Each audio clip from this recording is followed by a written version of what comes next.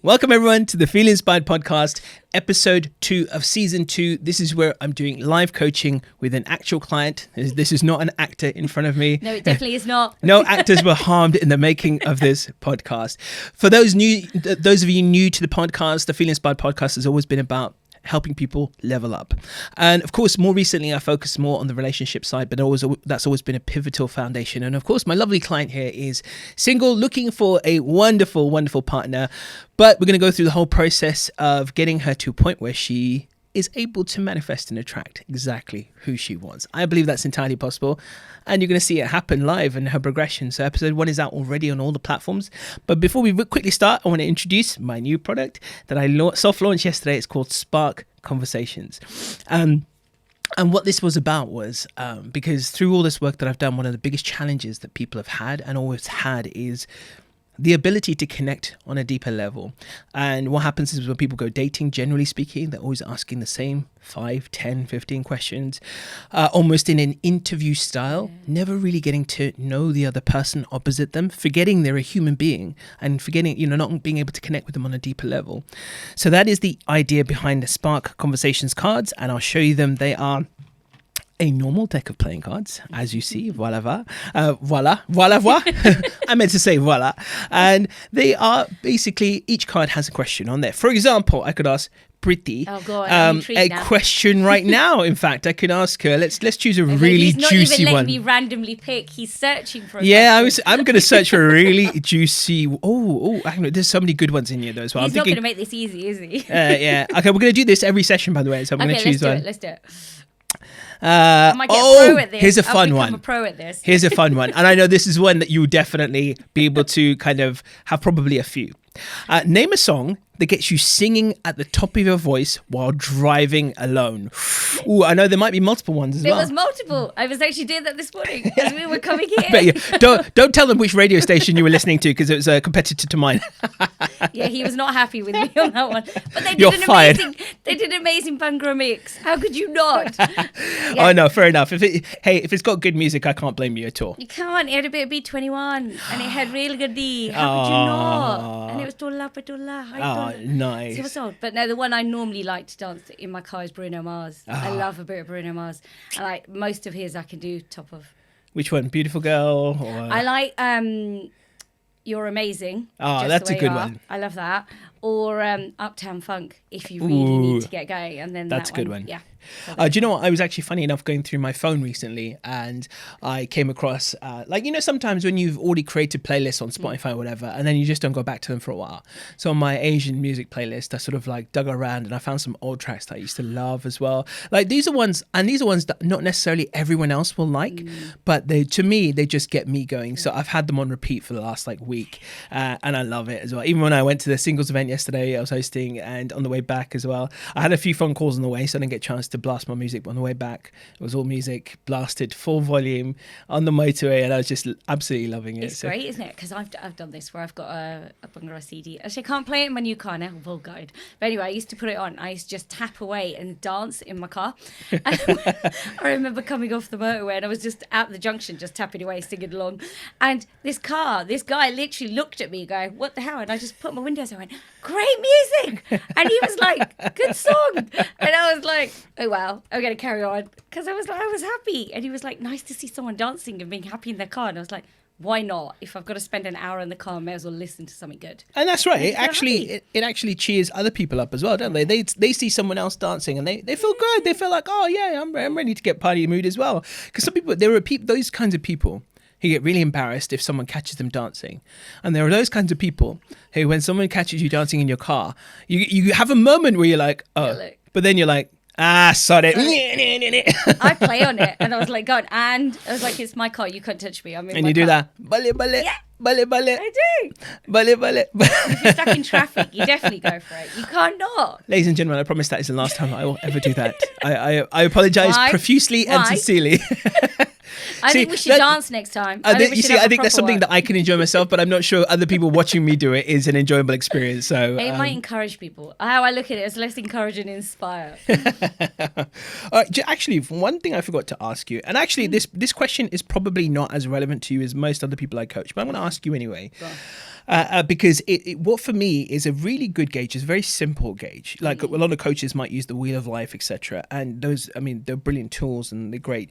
But I ask everyone a more simple one. And normally when people come to me for coaching, I'll ask them this question. I'll say, okay, if you were to just grade your life right now, just to give me a sense and idea between 1 and 10. 1 is you're absolutely depressed. Really, life is just could not be any worse. 10 is you're feeling amazing and nothing could be better. I mean, like everything is going exactly the way you want it to go. And most people find a coach. Most people go to therapy when they're 3 and they're not moving forward and they're going sort of down. Most people look for a coach when they're 3 or 4, but they're on that kind of like they've bounced and they're on their way up and they're ready to go and improve. And that's an important thing to understand as well. This is one of the things that separates coaching. So I'm not there to help you fix your past or anything like that. Obviously, I'm there to help you focus on your future and make that outcome happen. And so most people generally are a 3 or 4, maybe a 5. So if you were to grade yourself on a scale of, and be brutally honest, like I don't want to, let me just switch my alarm off. Way to ruin the podcast. No, it's okay. Someone had to do it. Yeah, when you're recording, it happens. When you're, and be brutally honest, like I know you're generally in a good mood, but I'd like you to average it out.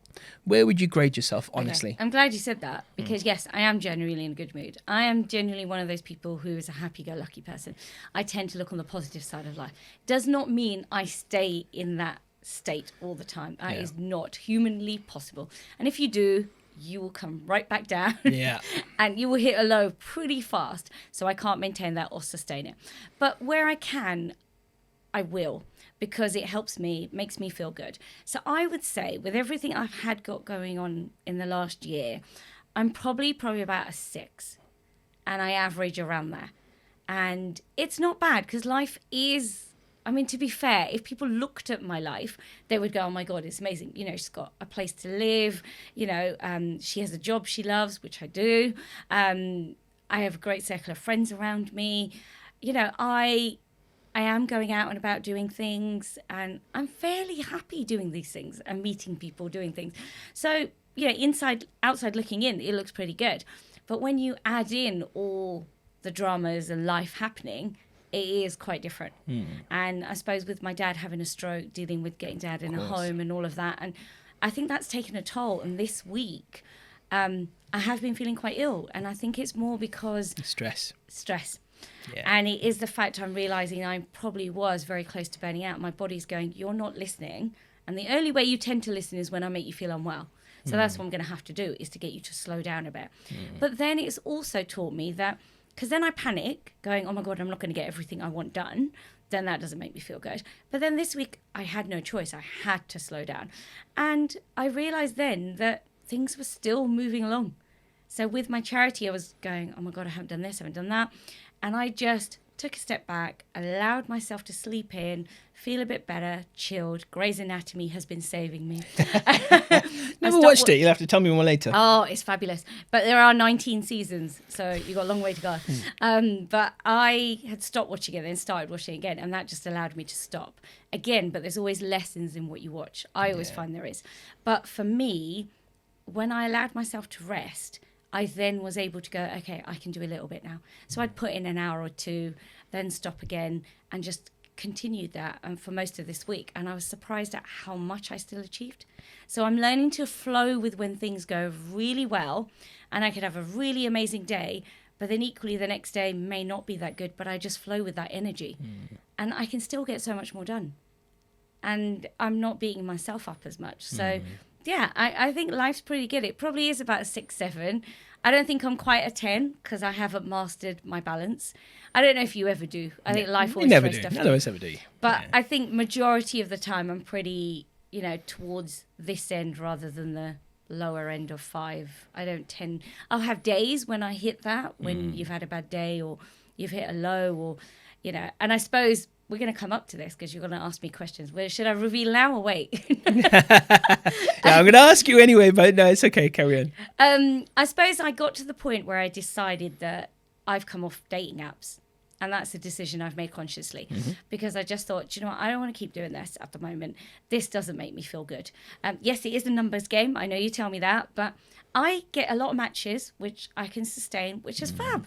But then I just keep getting ghosted. And I got to that point of, this is not good for me.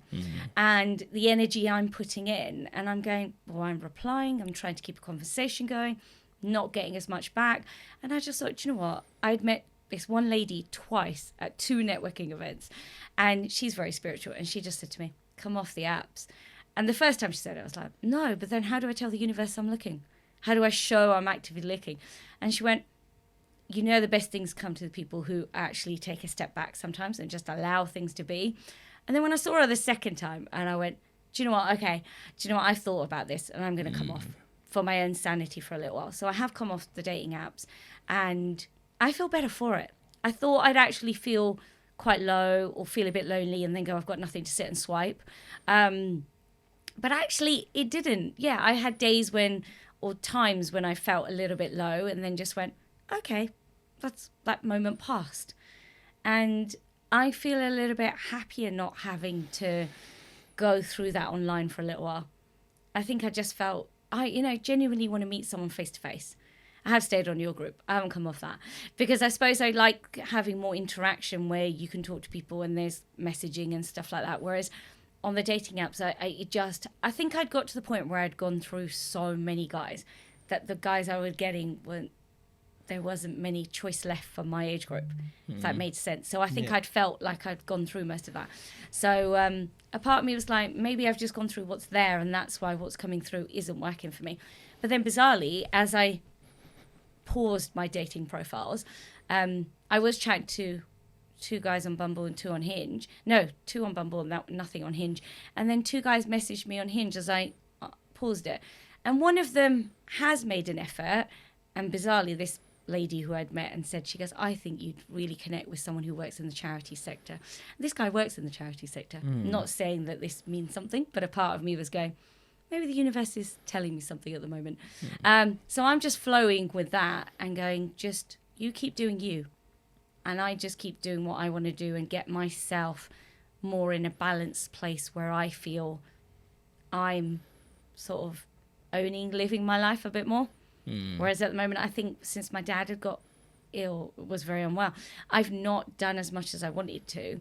But it's not about how much you do. It's about doing the things that make you feel happy. Yeah. And I hadn't quite got that. So I think I'm just now beginning to find a bit more of my mojo back and just go, okay, what do you want to do? What makes you feel happy? So I think, it's life's just, I'm making it work for me and finding my even keel. So actually, I think it's not, again, like people think I'm going to tell them off when they come off the apps. And I'm like, no, of course not. I'm never going to tell you off. No, you tried to set me a challenge of trying to get 3 dates. And do you know what? That didn't work. It's good. But again, it's good to have a goal. Do you know, like, I think sometimes when you have something, like I've always said this, that Bruce Lee was a man who had a real good head on his shoulders. And he always talked about this laser-like focus. And even though I was going to the gym every day, training every day, it's so funny that as soon as I got told just over a week ago that I'm going to be running the London Marathon, whoa, I'm in ultra focus mode. And sort of I've started to push myself. I thought I was already pushing myself, and I realized I was still holding something back. So the reason I set people a challenge like get 3 dates is because it has a good way of just kind of putting a little target in front of us, and we have to aim for, and we don't always meet those targets, and that's actually okay. And your friend is absolutely right. And the thing is as well, the challenge that most people face, right, is that how do I strike the right balance? Because there are those who will just literally sit on a couch and wait for something to happen. And then there's sometimes people who go the other way and they'll go too far and they will wonder, right, okay, and they'll go too deep, knee deep into everything, go on literally every app, like message thousands of people, and then they do burn out. Yes. And it's always about, right, okay, what's the right balance for me? The fact that you're still on our WhatsApp group, great, stick around. Because obviously it's more than just, messaging one person at a time. You've got a whole group of people. There's loads of questions. There's a bit of interaction. There's a bit of fun, bit of banter sometimes as well. But for me, obviously, one of the big aspects for everyone there is, look, you're not alone. Yeah. It's not you solely going through this journey. It's very easy to feel like that, but it's definitely not you alone. And so it's that reminder to everyone that, like, it's, we're all in this journey together of life, not just it is stepping out of your comfort zone. And do you know what? Yeah. You gave me the courage after we'd done this. I still haven't listened to the first one. I've had other people tell me how good it is, and it's been really lovely. And I'm like, no, can't do it. And I know it's because you have to listen to yourself. And I'm like, no, I don't want to do it. But that wasn't it. But after we'd done this, and because we had met, I felt a lot more comfortable. And I am a people's person. So when I connect with someone, I feel comfortable. I'm much more willing to do more. That's how I work. So for me, when you put up the 8:30, the flirty with at 8:30, out on your show, and I was a bit like, and you'd asked me before, and I wouldn't do it. And yes, I am quite an extrovert, but that just felt a step too far. But that day, I'd driven home from seeing my family. I was home, just sitting on the couch, and I saw your message pop up. And I thought, you know what, I'm just going to ask him, what does this entail? And when you said it was just 5 questions, I was like, sod it, let's do it. And I think even you were surprised. Oh my gosh, she said yes. And I was like, yeah. And like somebody came forward, and I was like, no, come on, let's do it. And I really enjoyed it. I genuinely had fun. And I think... And there's so many people message me off the group, male and female, just to say, you were so good, you were so natural, you were such a good laugh, you made it look so easy. And you know what? I absolutely really enjoyed messaging these women back and saying, you can do this too. I'm not the only one. And I was like, yes, you think this comes very easy to me. And I said, yes, some of it does. I like where I feel comfortable, I am in my element and I will talk and I will be. But I said, you have to remember when you're doing this radio thing, I said, it's only 15 minutes. It's not that long. And also, nobody can see you. Nobody is watching you. Yes, people are listening to you, but you have no idea who. So why not just come on and have a go? Nobody knows exactly who you are. So there is that element of surprise and a bit of, it's like a murder mystery. You're on that, there's mystery there. Not murder, but there is the mystery element, and I was like, why not? Occasionally, people do want to murder me, but yeah, yeah, I was tempted, but no, I was, it was really lovely speaking to these women and just going, come on, you can do this, and they were like, okay, maybe. They were like, thank you for encouraging me, thank you for inspiring me, and I was like, do you know what? Welcome. I was like, we're all here. We should all be here to support each other and help. And I was surprised when you said, oh my God, this is the first time we got somebody actually ring in and go, I know someone who's interested in you, and I was like, oh my God. And then, do you want to tell the story or shall I? Go on, you do it. Are you sure? I'll tell you what, I'll tell one half of the story. Okay, you can tell the other half, right? Okay. Can I tell the person who's UK based? Can I mention that one? Which one? The UK based person. Yes. And you tell the other one. Okay. All right, cool. All right. No, but it might be better. No, you tell the one you know. And then I'll tell my one. Okay, cool. No worries. I want to tell both. Okay, go on, tell both. No, I'm kidding. No, absolutely. So the first one was, obviously, I'm not going to mention names to protect the identity. By the way, it still hasn't happened yet, and that's completely my fault. But it's going to happen today. Because we're here together. I'm gonna drop you both in a WhatsApp group. So anyway, so someone happened to be listening to the show. We happened to mention a particular location, and it just so happens that one of the listeners has a family member in that location who is single and looking. And so I've got their details, and it's just obviously just what life has gotten in the way a little bit, but I've got their details, and so they messaged and said, you know what, they sound lovely. This person, Pritti, obviously sounds amazing, and I think they'd be perfect for my relative. And so the whole plan now is that I'm going to drop them two in a WhatsApp group, and you never know. And what I like about this though most, she's going to tell you the second story. But out of all of the people who've been on the show, this has been one of the best responses we've ever had. Yay! And it just goes to show is that, sometimes no one gets any response, and that's okay, that's life. But I know I would still rather, for me personally, just do it, put myself out there, regardless of who responds. Years ago, before I started practicing all the dating stuff, when I was still a real terrible dater, I went on a radio show, and it was, I think if I remember, let's see if anyone remembers this, I don't know, it was one radio station, and they used to do a feature at night called Brain or Buck. So they would have a lady on the show, and a guy had to try and chat her up. And so, and if he got successful, he's a brain. If not, he's a buck. And I ended up being the buck. But that was years ago. And I remember, like, obviously when we talk about the radio show, it triggered it in me just now. I literally wasn't thinking about it till this point. But it just reminded me of that. And I'm like, you know what? That's the kind of person I was as well. I just take a chance, regardless of what happened. I take a chance and just do it because it's good fun. Why not? And what have you got to lose? And, Yeah, I don't know if I would have gone that far to try and chat someone up. It would have been funny. It would have been a challenge. I probably would have done it.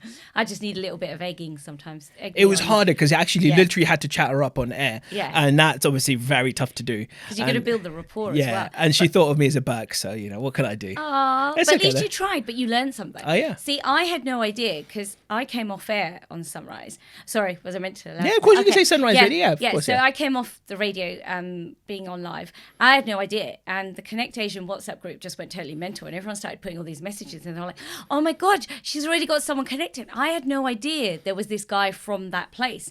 And I was going, what are these lot talking about? And then when I read it, and then all of a sudden in this group, people were planning my wedding.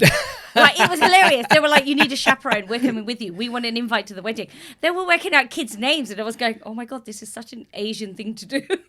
Like, literally jumped on the wedding. Nothing had happened. And I was like, oh my God. It was, I joined in and I had a great laugh. And I just thought, do you know what? It just got everyone going. And it built up a bit of momentum and a bit of joy. And I thought we just needed it. And I thought, you know what? It could have gone either way. And a part of me was like, what have I got to lose?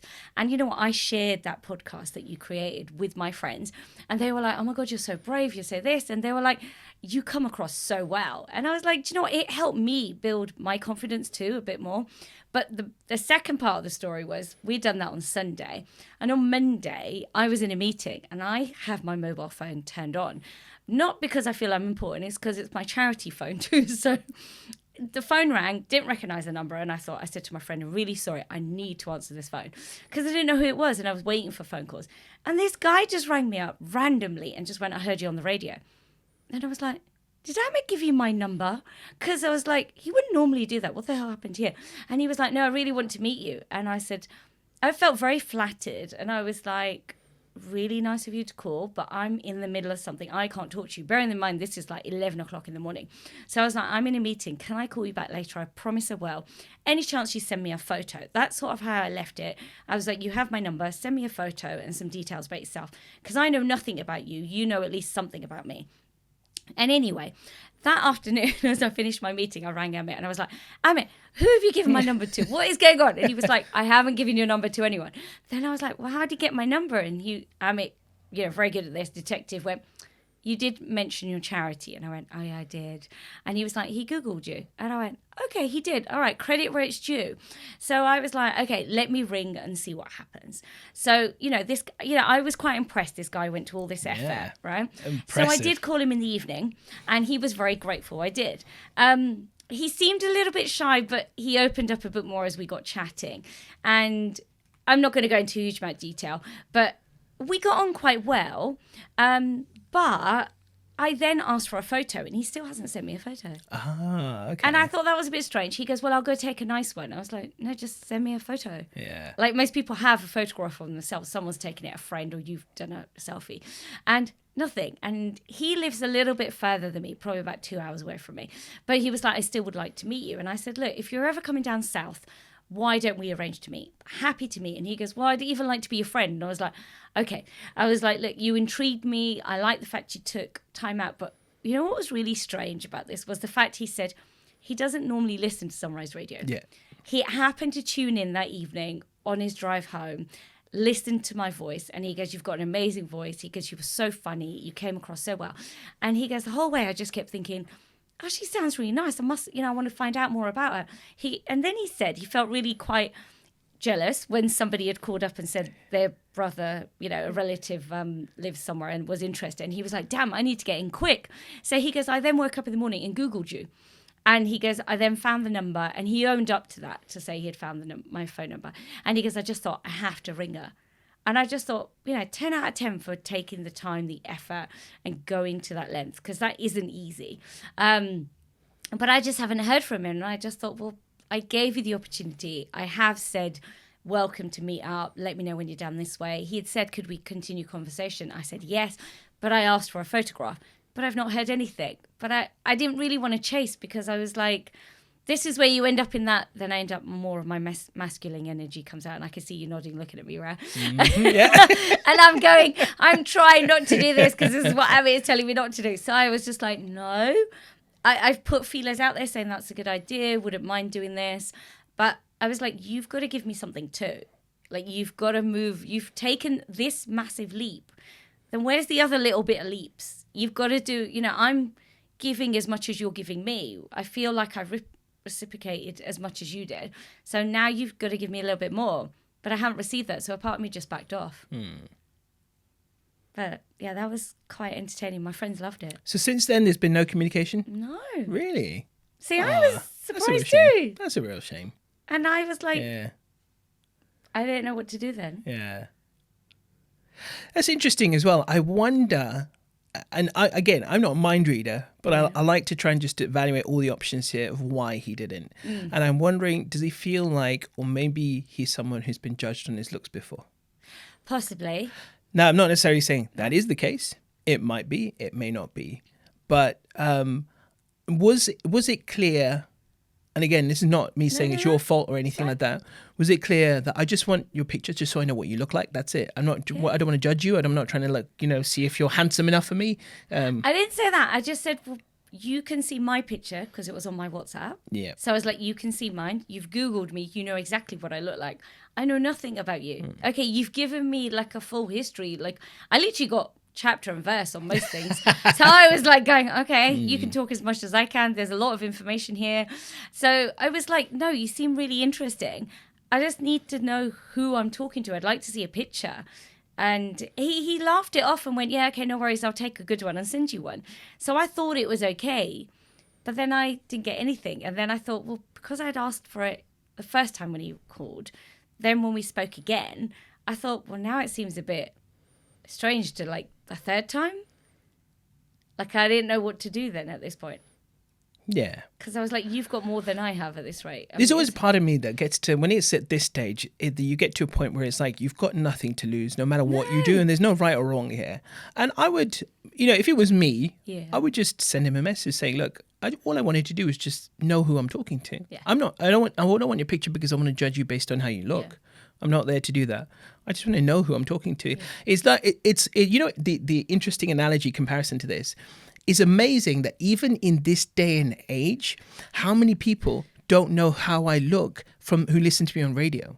Really? You'd be surprised. Even when I first, because I do a lot of the social media for Sunrise Radio. Okay. So when I first put Shubnam out there, one of the presenters of the daytime presenters, she's one of the staple daytime presenters. And when I put her on TikTok, the amount of comments that people mention, oh, that's what you look like. Because obviously there is this whole history of radio presenters that people never, whatever they imagine doesn't ever look like, how they sound. So it's that thing. It's just being able to, because obviously in your head right now, you've got an image, you've probably already generated an image of him, but you just want to see. Yeah. That's it. I just feel like you've gone that far. And a part of me going, okay, I used to watch Blind Date too, right? Cilla Black was fab. And I was like, well, I can't really do a blind date on my own. I know nothing about you. Part of me was going, all right, I could totally wing it, but we could turn up somewhere. I have no idea who I'm looking for. And I thought I wouldn't want to put someone through that. I wouldn't put myself through that.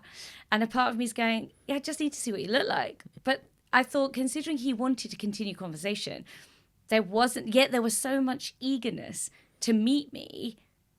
But yet when I asked for a photo, because I was like, you wouldn't meet a total stranger without a photograph at least. And so I want to say to this gentleman, look, because there is this thing, right? Obviously, like I said, I'm not a mind reader. I have no idea what the reason is. Pritti is not just going to outright reject you because of how you look. That's not the kind of character she is. So if you're listening to this, send her your damn picture. There's an amazing woman right here that obviously you felt an affinity towards when you heard her voice, and you've seen her picture already. So you like her. So she's got nothing to worry about right now. But I know you could be feeling a little bit of fear that there could be some rejection simply based on how you look. Again, I could be completely wrong. Maybe it's something else. Who knows? But if that is the case, get in touch with this woman. You've got an incredible woman here who is got a heart of gold. She is beautiful inside and out. And she was ready and willing to talk to you. She didn't shun you. She didn't say, no, so who are you, freak? She didn't say any of that. She's like, I'm ready and willing. And one small piece of forgiveness to guys. I think there are a lot of guys out there who do feel quite nervous at the moment.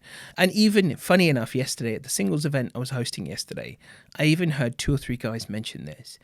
And it's a common occurring theme at the moment. At what point, like if I go forward too much, will she feel harassed? Yeah, but then equally it feels the other way. Like, I want to say, as a woman, to approach a man, and like, I've been bold enough to message people on the group and go, look, I think you're quite interesting. I've seen your profile. Here's mine. Would you be interested? And even that takes a lot of courage. Oh, that's amazing that you know, and I still put myself out there and try. And I know people will, I'm not going to be everyone's cup of tea. And I know that. But then I look at it going, yeah, but I will be someone's. And it's okay if I'm not. And I think it's taken me a while to build that confidence to go, because nobody wants to be rejected. Nobody wants to hear that, sorry, you're not my type, you're not this. But at the end of the day, we then have to get past that and go, how do we move forward? Because otherwise, we just keep beating ourselves up and then we won't do anything. You end up in that procrastination wheel, which doesn't help anyone. So a part of me is going, you've got to take those chances. And, sometimes I say to my friends, my name is Pritti. I don't always feel as pretty as people think and may, feel I am. Because, I just look at, we do compare. And I will look at other women going, oh my God, for her age, she looks better than me. Or, her shape, her body, this looks better. But then I look at it now, I've just accepted me for me. And I've just gone, no, I am amazing just the way I am. As we were saying, Bruno Mars, that's why I like that song. And for me, I've just gone, do you know what? I have an amazing personality and I do have a heart of gold. And for me, that is who I am. And I don't want to pretend not to be something else or to be something else that I'm not. And I don't want to change to be someone either.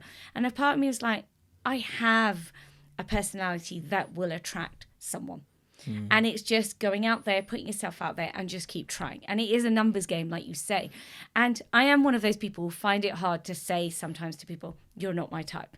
And sometimes that is, because you have to be honest with yourself. And, and sometimes it is gently saying, it's kinder to say you are not my type than me to message someone and say, I'm not into big guys. That is my personal choice. It doesn't work for me. But I couldn't say that to someone. So I'd rather just say, sorry, you're not my type.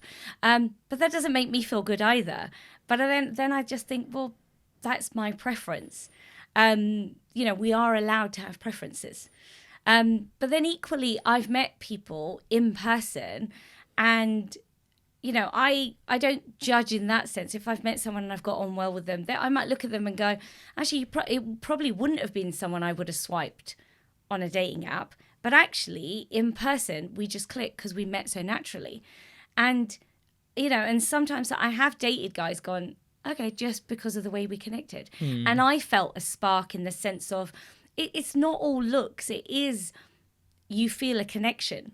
And you feel that there is a certain form of attraction. And that attraction can be something, for me, it tends to be a smile or something in someone's personality that has attracted me more to them. And that will break the ice. And then I go, okay, do you know what? I'm willing to go for this. And it might, that's why to this guy, I would say, please send me a photograph because I don't know. And I would be happy to meet because I am that kind of person who goes, do you know what? Come on, let's just meet. Yeah. I got to tell you something really funny, right? So yesterday I was at the singles event again, right? So I know, sorry, I've mentioned this like 4 times, but but even just one event, like these are all just stories from one event. But there was a gentleman there, and he took offense. Not took offense. That's probably a bit too much of a strong word. But he was a little bit like frustrated as to why during the speed date does the men have to move. Seriously? Yeah. But no, it's fair enough. It's a very, and I think it's a perfectly valid question actually, because he's like, aren't we supposed to be living in a time of equality? Why can't the ladies move for once? And I said to him, I get that. I am a traditionalist. I'm cut from the old school cloth. So I say to all guys, look, I believe there is a part in our 200,000-year-old, 100,000-year-old, 200,000-year-old mammalian brains and modern brains and whatever, that where the guy is the hunter. And obviously, I don't mean you literally go after her, pin her down, go out with me. That does sort of conjure up that image for many people. But I said, look, I think the thing that guys often miss, and this is a big thing at the moment, is that, look, there are a lot of guys who are afraid. And I know what you said when, you feel it too. Yeah. But it's kind of different in one sense, in the sense that, when you approach a guy, he's probably never going to see it as harassment, not in a million years, right? But there is a lot of women who will, and a lot of guys have experience of this. No, but hang on. See, it becomes harassment when a guy can't take a no, right? Or when there's too many messages. But I wouldn't feel harassed if somebody sent me a message. I'm not talking about that. What I'm talking about is what's going through the guy's head. Okay. Initially. Okay. Right. So that even if he's had one bad reaction. Yeah. Then he feels like, am I doing too much? Am I, is it also going to elicit another bad reaction? And then what he's trying to do, he's starting to overthink how much or what sentiment or how much effort he puts into the chasing. So I get what you mean, right? There are guys out there who definitely won't, just don't know how to take a no. I get that completely.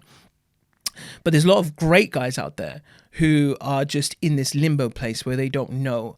But what I will say to guys out there, if you've got someone amazing like Pritti in front of you, there is a beautiful soft approach, but you have to be the one to move forward. Sorry, I'm giving coaching to guys out there right now, not you. But all right, don't worry, my term's coming too. Yeah, it is coming. Don't worry.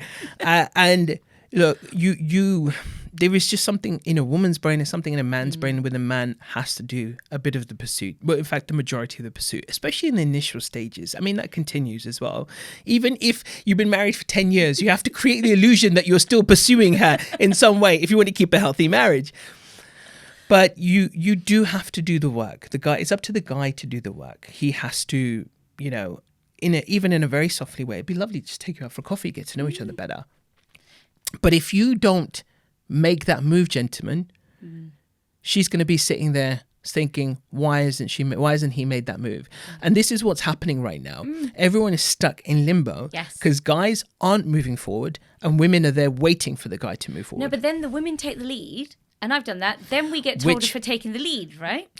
No one's telling you off for taking the lead, but the problem and the challenge is the man doesn't feel great because we've taken the lead. It's not that he necessarily doesn't feel great, but again, what we don't realize, there is a part in our brain that deactivates when the woman takes the lead.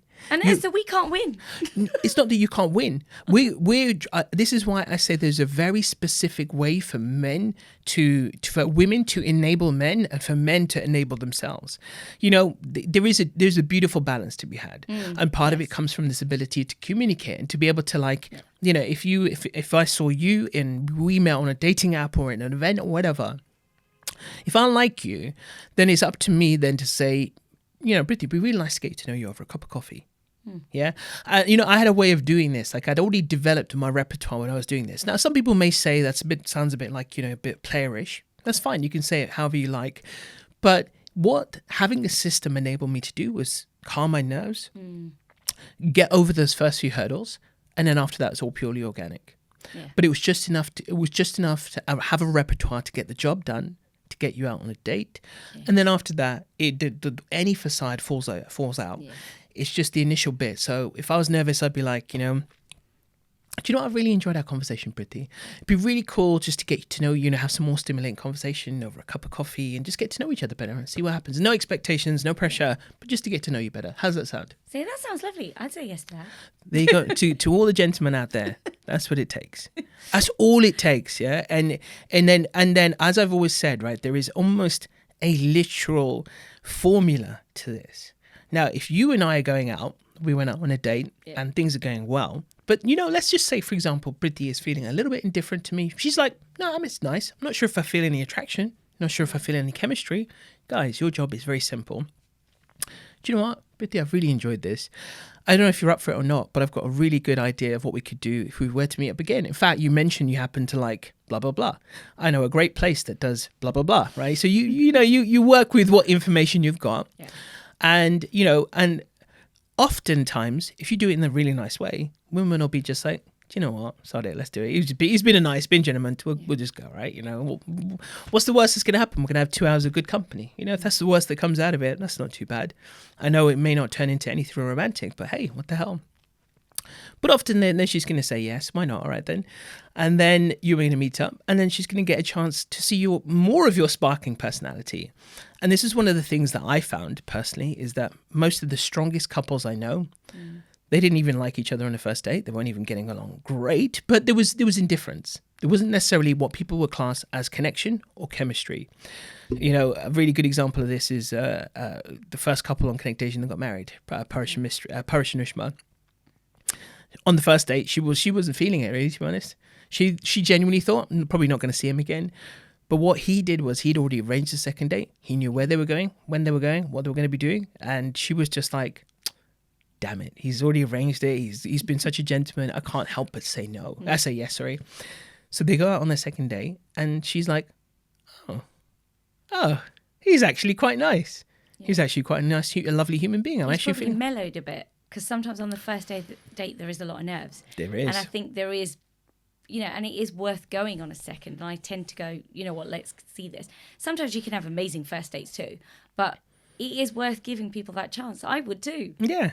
As long as they haven't been rude. Yeah. If they haven't been rude and you're feeling indifferent, it's always worth a second date. Always worth a second date. Okay, but we should get to you as well. We've got to get to you as well, because I think I need some coaching, because I'm trying to figure out what I can do, because I'm not quite feel like I'm winning at the moment.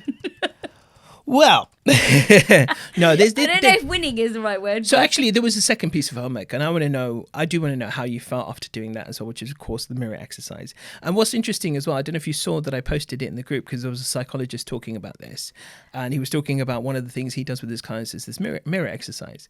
And to be honest, I actually thought it was something I coined and made up. But of course, obviously, it wasn't. I'm sure there are other great minds out there doing the same thing. I've heard it a few times.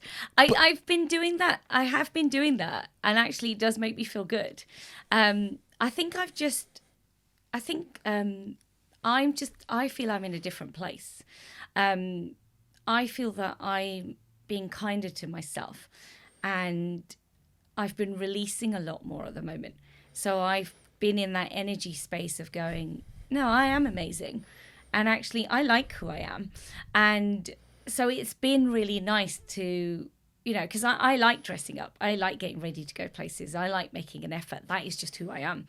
I mean, like today, most people will turn up very casual. I don't. I like to make an effort, and that is who I am and who I will always be. So for me, there is joy in going into that mirror going, right, how does this make me feel? Do I want to wear this? What do I feel like this? How does this make me feel? But it is also that me looking at myself going, no, you are lovely.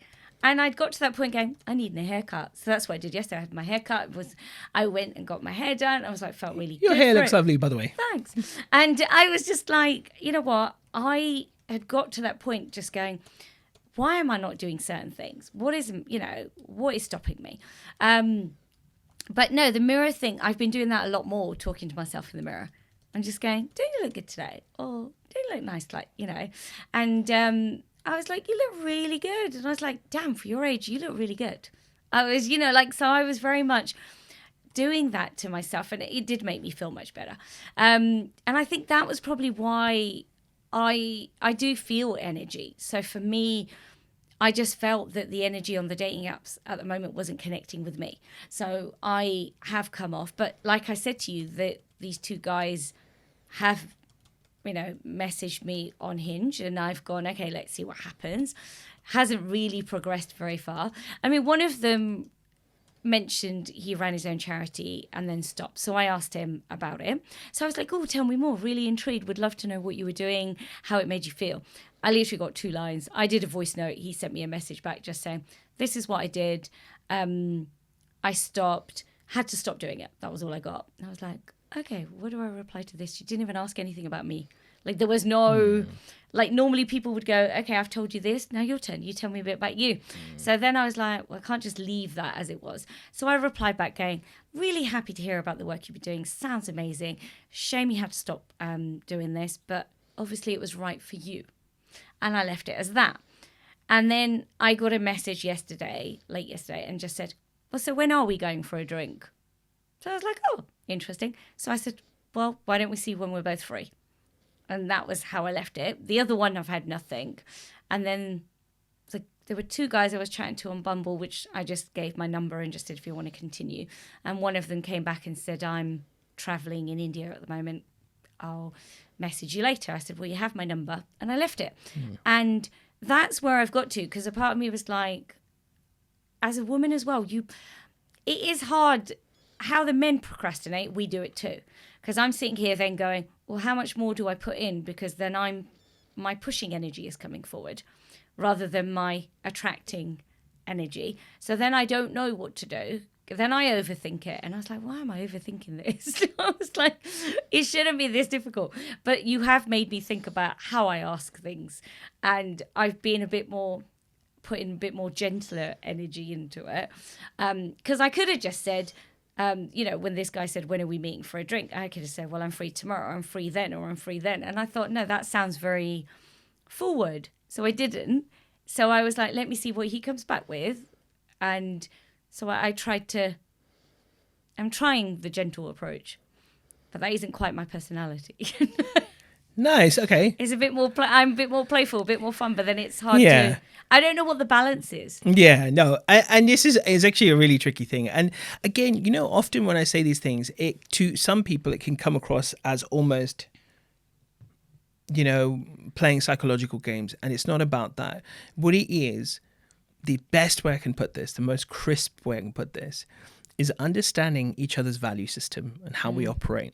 And when we understand it, we can speak in that language of what I call that true language of love, which is that if you, as a woman, as a typical feminine woman, I know you want to be made to feel good.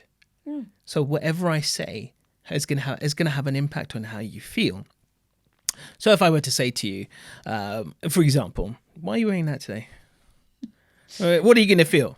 I would have gone, I like it. It makes me feel good. Yeah. Yeah, but I'm not so sure. But obviously it makes you feel good, but it's not going to make you feel good for me to say that to you. You're going to be like, what the hell are you talking about? Like, I don't care what you think. Right? I know. Immediately your guard's going to be up, right? Your guard's going to be up. You're going to be like, what on earth are you talking about kind of thing, right? What's it to you? Yeah. But if I would say, wow, that color combo on you, that's good. Yeah, I can. Thanks. I'm glad you noticed. Yeah. And it's going to make you feel good, right? Yeah, it does. Yeah. People like compliments, either both ways. Absolutely. And I would give a compliment the other way too. And I think that's important.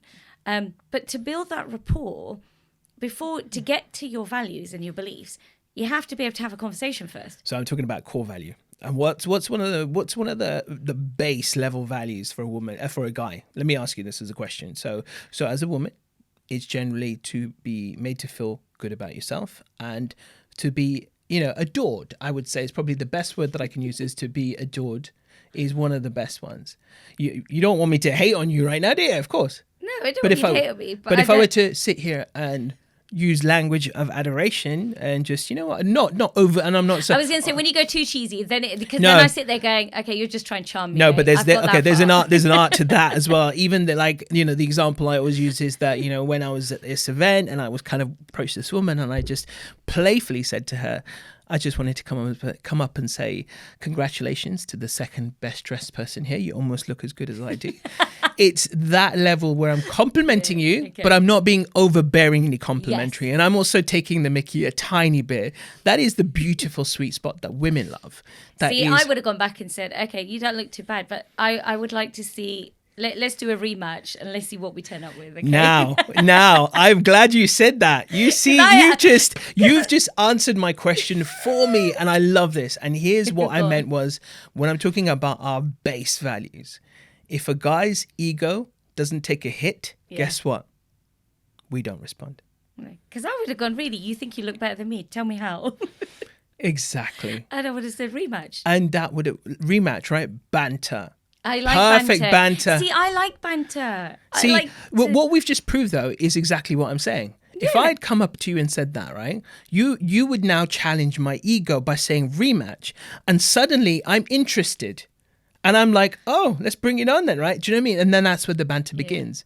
The problem is, and it's not just you, and I'm not saying this is, one person's problem, is just a very simple and a core level understanding of how we operate as human beings, how guys operate, how women operate, etc., and how we all operate. If you want to intrigue me, it's got to hit my ego somehow. It's got to trigger it, and only then will he get more vested into the conversation. So so for that message, when he said, so when are we going out? I should have said, well, when are you going to ask me? Yeah, I mean, you can say, do you know what? It doesn't have to be. I think that's Is that too far? It's a bit too blunt. Oh, okay. I would say, listen, you know what? I believe for example, a better response might be, Okay. I believe a gentleman should ask. Right? Or something like that. Like you're going to have to experiment with this as well to find anyone's sweet spot. But it's just being able to trigger what stimulates us and what gets us alive. Like you always talk about what makes you feel alive with your work and what you do, and what you do is outstanding.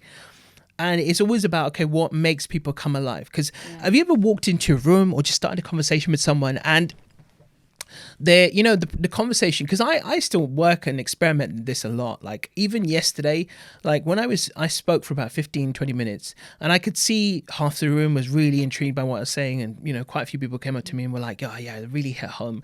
And I could see half the room were also like, I just want to get on and meet people now, kind of thing, right? So I get that. I'm always aware of what's going on. I'm really paying attention to every face in that room, and I can see what people are thinking.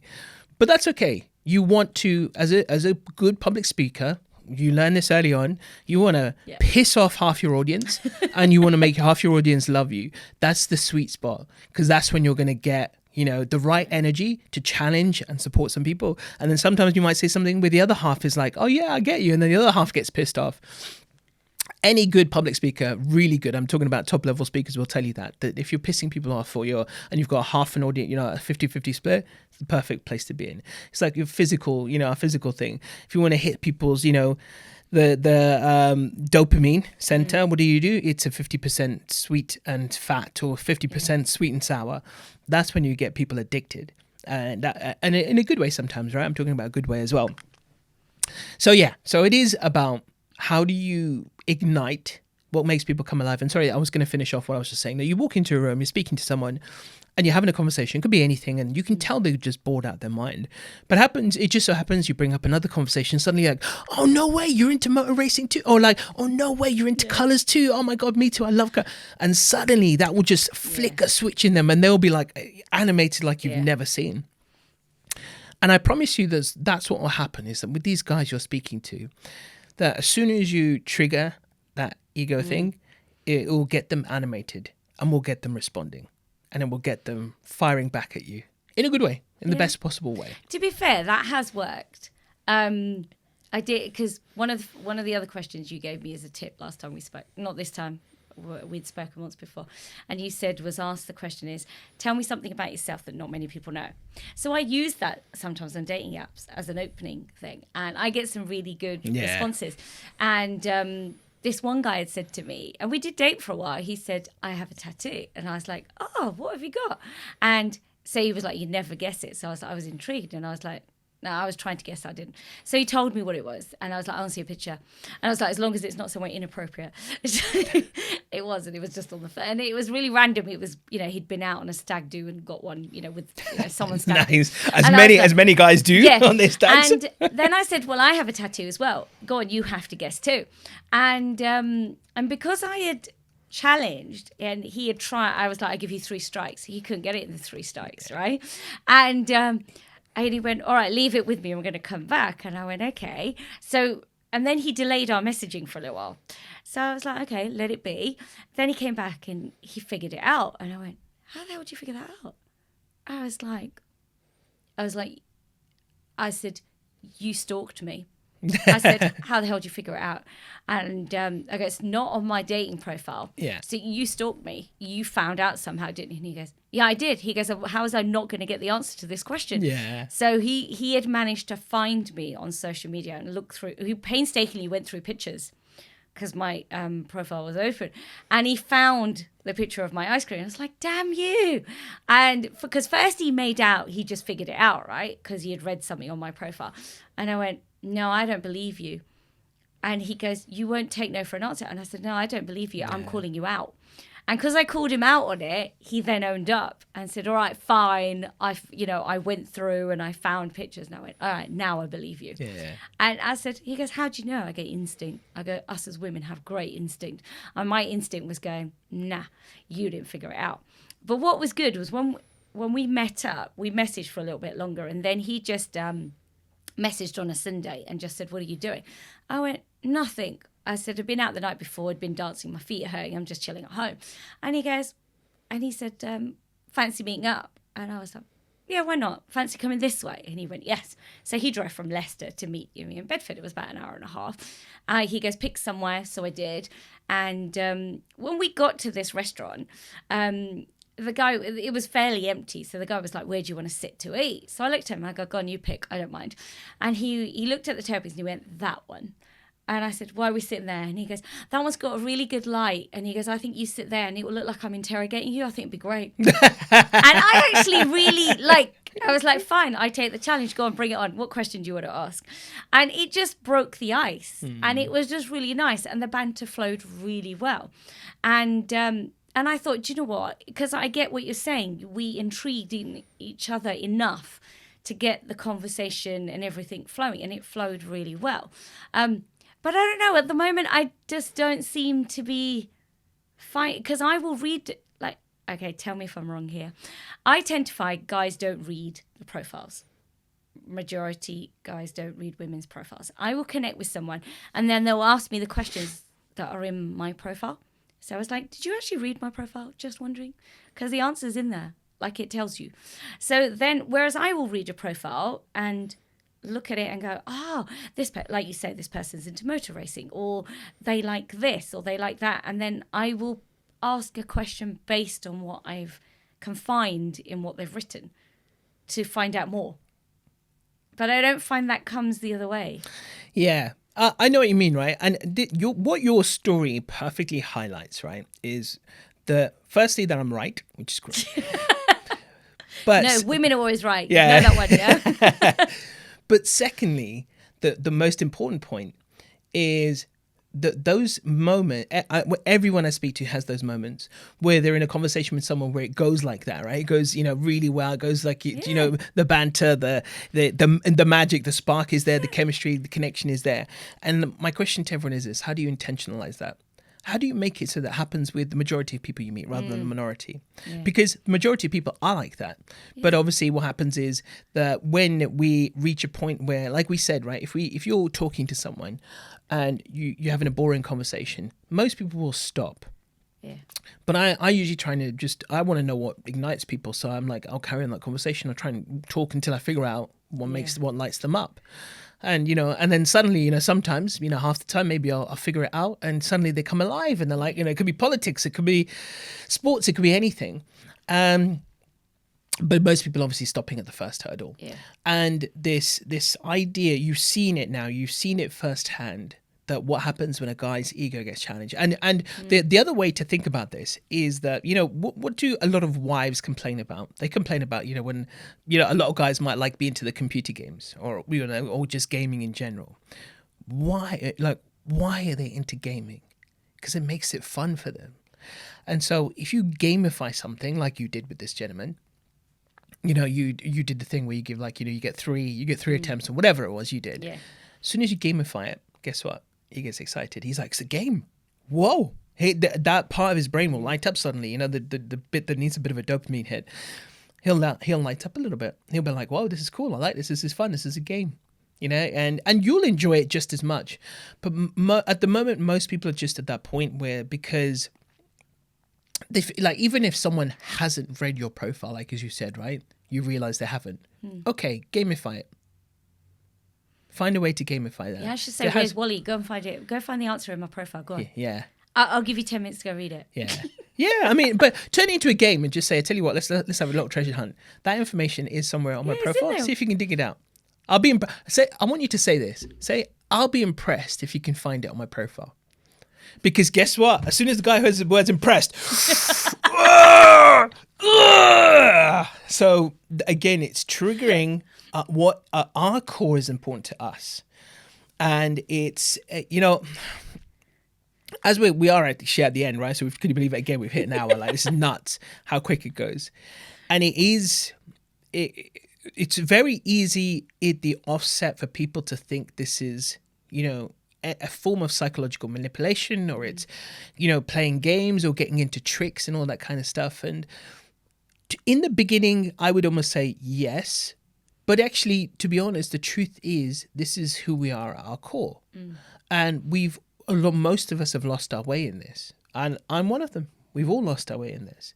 You know, when I talk to people now and have a conversation, I can be quite boring at times because, I talk to people a lot anyway, and there are times when I'm just a bit tired and I don't want to get into a deep conversation. So that's just normal. It's natural. But it's just being at a point where this becomes your default setting, because it is. Most of us have undefaulted ourselves, and we've gone to a point where now what is natural to us is now foreign, and what is foreign to us has now become natural. I think because we've hit fatigue as well. We've got to that point of going, because it's a numbers game, and we're not meeting people in real life. We're going through apps, and you've got to that point just going, how many more do I swipe? How many times do I say the same thing? And it is trying to make it interesting, not just for them, but for yourself as well, because you're just going, even I'm losing interest. I'm losing the will to live doing this. And I think that's where a lot of people get to that point, just going, I have to come off the apps for a little while, because it's just like, I just want to go be human and go play. I'm just going to have fun for a little while and just do other things. Because yes, I do want to find someone. I am serious about that. But actually, it is the fatigue that kicks in, and trying to build that energy to keep making it interesting. And a bit like you, I connect with a lot of people. I talk to a lot of people through what I do. And sometimes I don't have that energy, and I need someone to spark it in me and go, ask me something interesting. And then you've got my attention. If you've got my attention, and suddenly you become animated, you'd be like, I'm like, let's talk colour, or let's talk fashion, or whatever, anything, right? Doesn't matter. And a part of me is like, come on, bring it on, let's have a bit of fun. And, but a part of me is, I think it works both ways. And it is finding that balance between going out doing things, living a normal life, and just not living on apps, because there are people who just sit there constantly swiping and doing nothing else, and I can't do that to myself. I will not do that to myself. That is not living. You need to go out and live your life as well. Yes, I would normally just swipe in the evenings if I'm bored while I'm watching something, and I would just do it for a little while, and then I go, okay, I'm done now. And if something happens, it connects. I was like, oh great, have a little bit of fun messaging. But if it doesn't, equally, I'm like, okay. I think what we'll do is we'll round off on this, right? Because obviously we've got plenty more sessions left anyway. But I will say this. I think you are the kind of person that because it's very easy for most people to misinterpret this, right? And sort of switch off and then stop doing everything. But I don't think, you're not that type of person anyway, too. So I know you're going to just crack on with your life and just do what you do you anyway. And I do genuinely feel and think, because you're that type of person, where it will be in one of your everyday things that you do, where you meet someone and it will be a complete surprise. Saying that, though, it doesn't mean you stop doing this, because doing this is what leads to that moment. And that's what happens. But it's just having that fun with it, enabling it, being able to have, trigger those conversations, trigger that banter, but understanding from a guy's perspective also what gets him fired up. And so when you described that date that you had with that guy, where the spotlight's on you and everything, I want you to just really keep that at the forefront of your mind, because I was coaching a guy and he had this moment of banter with I keep hitting my mic. He had this banter with someone where he showed me the text exchange, and again, it was this beautiful ping pong they have.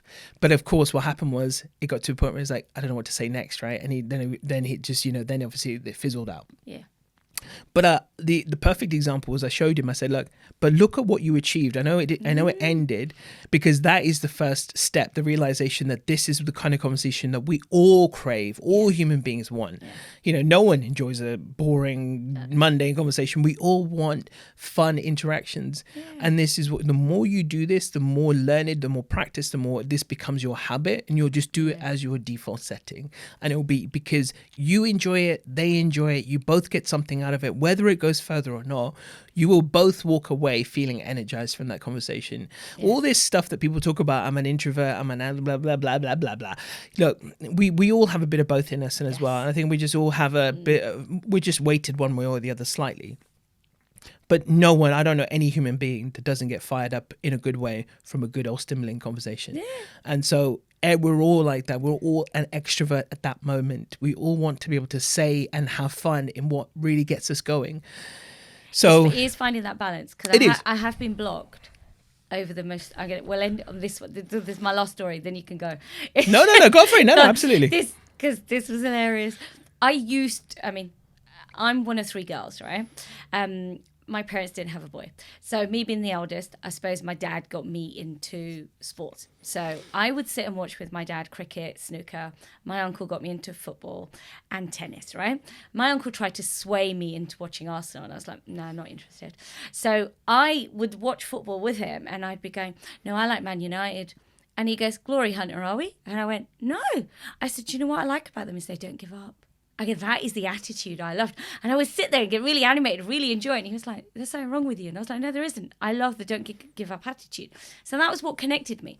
So not as much now. I don't watch football as much now. I think I got bored of it after a while. But there was this one guy on a dating app, and he said he was into football. And I was like, oh, which team do you support? And he goes, a red team. And I went, oh, which red team? And this is when I went, well, there's only one amazing red team that I would go for. And he goes, and I just flippantly went, well, the other red team is the scum team, and everyone knows which one that one is. And I was joking, genuinely joking, right? And it was just a bit of banter. And I was like, most guys can take football banter. And this guy just went, how dare you? You are being so rude to me about my football team. I went, it was a joke. And I was like, no, calm down. It was a joke. I didn't mean to offend you. And he goes, well, you did Sherlock. And I went, I really like Sherlock Holmes. I think he's amazing. I tried to make it funny. He just went, he blocked me. I went, I was like, oops. I went, okay, that was probably a step too far. Most people would have found it funny, but that went a bit too far. Yeah, that's right. So you do good need to find for some guys who are really passionate about it and stuff. It's almost like insulting their mother kind of thing, right? Yeah, exactly. So that's what I would describe it as. But so as a homework, I want you to just think, really kind of ponder on what I've said in this idea of what happens when you trigger a guy's ego in the right way. Yep. And just see what happens. To be playful with this over the next 2-3 weeks, and just see what kind of outcomes you get. And just the difference in response to whether when you have go for ask me out for a drink or whatever, rather than saying, you know what, I'd be impressed if you choose a wonderful location for us to go for a drink. It's saying something like that and just seeing what comes of it. Like I said, I don't think dating apps are really your thing, to be honest, anyway. No. I don't think that's going to be your way. It may have been. But I think, I've got a feeling with all the stuff you do, it's going to be one of those chance encounters. Yeah, that's what everyone keeps saying to me. No, and I think that's the universe speaking to you. The fact that everyone's saying this to you is the universe speaking to you. Well, I have an event I'm going to. Well, it wasn't a speed date. I was at this expo, and I just happened to turn up as they were doing this speed networking, and I went, sod it, I'm just going to go in this room, right? Got into this room, and they were like, I ended up being on the side where you had to move, and I was like, seriously? I was like, fine, I do it. There was a woman 2 seats next to me, and she went, I can't move, I've got really bad back. So I looked across me, and there was this guy, and he just smiled at me, and he goes, no, somebody said, oh, this is like speed dating. I go, I'll do both. Right? So I took the mick and went, I'll do both. And this guy just smiled. And I said to him, can I ask you a favour? And he went, what? And I went, this lady there has got a really bad back. She doesn't want to move. We're on the side that moves. Any chance you'd swap? And he goes, yeah, no problem. I went, thank you so much, right? So he moved. We carried on. We didn't get to talk. So as we finished, I went to go have a conversation with him. And turns out he's married, got kids. But it was just our energies aligned. And I just thought I really liked, there was something about him. So we had a really good chat. Found out he was a mindset growth coach. Nice. And our stories were very similar about where we have come. And he is doing this growth show this on Thursday. And we just got chatting, and I mentioned about charities are you supporting? And he goes, we are actually. I said, well, would you consider me for this one? He goes, no, too late. He goes, maybe another one. I said, fine. And he goes, would you want to come to the event? And he offered me a free ticket. Nice. And I thought, how kind of you. So I hugged him and I went, I so look forward to coming to listen to you talk, because he was talking. So I have a free ticket to this event. Let's see. Nice. So I am going to go see if there are any nice guys. I'm just going to walk around and just go chat. And just have a conversation. Like you said, I'm just going to try and see if I can spark some egos and just have a chat and just see what happens. I know it's not a dating environment. It's well, it's for me to go chat and see if I can get businesses to connect with my charity. Yeah. But actually, Challenge their ego a little bit and see how much they want to help you. I just want to see what happens. Yeah. I'm going to give it a go and see what happens. Yeah. Honestly, I'm sorry. Sorry to all the gentlemen out there that I'm giving away all our secrets to all these ladies here, but they need to know. No, we need the help too. It's not just one way. No, it's true. It's true. Well, listen, we're going to have another session very, very soon. It's been lovely chatting to you as always, but your homework is done now. It's set now, you know. I take it on board. And then we go from there. And I see us making amazing progress, by the way. Okay. More than you'll know. Okay, Yeah. let's see what happens. And one more time, ladies and gentlemen, just want to introduce you to my amazing product, Spark Conversations. And I'll be launching these, by the way, at Hey Gorgeous, which is happening on the 23rd, 24th of March, Byron Hall in Harrow. So yesterday was kind of a soft launch taster. But my lovely friends, Amiha, is organising Hey Gorgeous at Byron Hall in Harrow. Next week, it's a shopping and lifestyle event, and it's there just for that weekend. So we will have a stall there, Connect Asian. There'll be loads of, by the way, forget us as well for a second, there's 95 other local businesses to go and support. So go and support your local businesses. All these amazing entrepreneurs, all these people doing incredible things, like Pritti as well, who runs an amazing charity, but all these amazing business owners, and many of them also, you know, take a portion of their profits and give it to charity and so on and so forth as well. So come along and enjoy. And in the meantime, I just wanted to say, Pritti, thank you for session 2, and I will see you for session 3. Thank you. You've been listening to the Feel Inspired podcast. I'm the Love Doctor. There you go. That's me, Amit Sodha, and I'll see you all on the next episode.